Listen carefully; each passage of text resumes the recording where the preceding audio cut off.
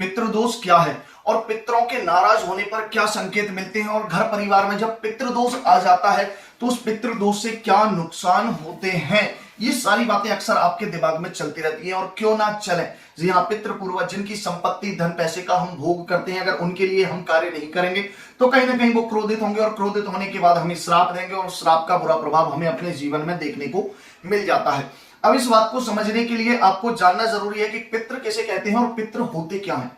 उसके लिए मैं आपको बता दूं, पितृलोक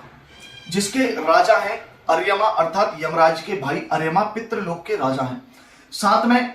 जो हमारे परिवार में जिनकी मृत्यु हो जाती है, मृत्यु होने के बाद जब वो यमलोक से अपनी पूरी नरक या सुख के काल को पूरा करने के बाद अगर उन्हें मोक्ष मिल जाता है तो वो पितृलोक में जाकर विराजमान हो जाते हैं, अर्थात पितृ हो जाते हैं। साथ ही साथ परिवार में जिनकी मृत्यु होती है वह भी पितृ ही कहलाते हैं। तो ये होते हैं पितृ जो मृत्यु के बाद अपनी जमीन जायदाद पैसा या संपत्ति आपके लिए छोड़कर चले जाते हैं और उसका आप भोग करते हैं। तो उस संपत्ति पर कहीं ना कहीं आपके पितरों का अधिकार होता है, और उस अधिकार के कारण वो अपनी संतान से अपनी तृप्ति के लिए श्राद्ध पिंड दान आदि की इच्छा रखते हैं। जब परिवार के लोग इन कार्यों को नहीं करते हैं, पूर्वजों की तृप्ति नहीं करते हैं, उनके लिए सत्कर्म धार्मिक अनुष्ठान पिंड श्राद्ध आदि नहीं करते हैं, तो पितृ कुपित होकर श्राप दे देते हैं, और उस श्राप का बुरा प्रभाव हमें अपने जीवन में देखने को मिलता है। अब पितृ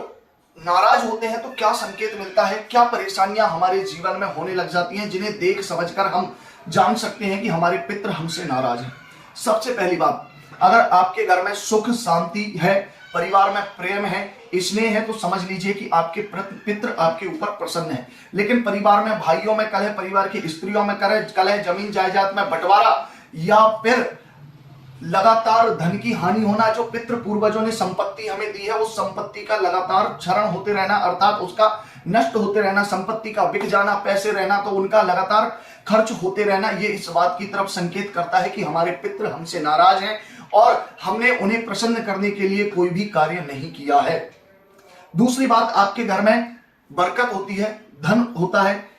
संतान होती है, ये सब पितरों के आशीर्वाद से होती है। अगर आपके घर में लड़कों की अपेक्षा लड़कियों की संख्या ज्यादा है तो आपके पितृ आपसे नाराज हैं, क्योंकि पुत्र संतान का जन्म केवल और केवल पितरों के प्रसन्न होने पर ही होता है, अन्यत्र उसके लिए दूसरा कोई भी कारण नहीं होता है। साथ ही साथ आपके घर परिवार में कोई रोग हो रहा है, रोग नहीं जा रहा है, कोई बड़े रोग हो रहे हैं जिनका कोई इलाज नहीं है, या फिर मानसिक तनाव है, या फिर कुछ ऐसी एक्टिविटी, कुछ ऐसी बीमारियां आपके घर में हैं जो मेडिकल की रिपोर्ट में, डॉक्टर की रिपोर्ट में तो नहीं आ रही हैं, लेकिन फिर भी प्रॉब्लम से चल रही हैं, तो इस बात को भी समझना चाहिए कि घर में पितरों का बुरा प्रभाव है, पितरों की कृपा नहीं है, पितृ पूर्वज हमसे नाराज हैं। तो इस बात की तरफ भी यह संकेत करता है कि हमारे घर में पितृ पूर्वजों का दोष है और हमें उसे ठीक करने के लिए काम करने की जरूरत है। दूसरी अगली जो बात है वह यह है कि हमें जॉब नहीं मिल रही है, बच्चों में बुद्धि की कमी है, बच्चों का पढ़ाई में मन नहीं लग रहा है, बच्चों को किसी ना किसी प्रकार से अपने जीवन में सफलता के लिए, जॉब के लिए, बिजनेस के लिए संघर्ष करना पड़ रहा है, उन्हें तरक्की नहीं मिल रही है, बहुत मेहनत करने के बाद भी आप अच्छा धन नहीं कमा पा रहे हैं, अच्छी सुकून का जीवन नहीं जी पा रहे हैं, परिवार में प्रेम स्नेह नहीं है, तो ये बात भी इस तरफ इशारा करती है कि आपके घर में पितृ और पूर्वजों का दोष है, उसे आपको ठीक करने की जरूरत है।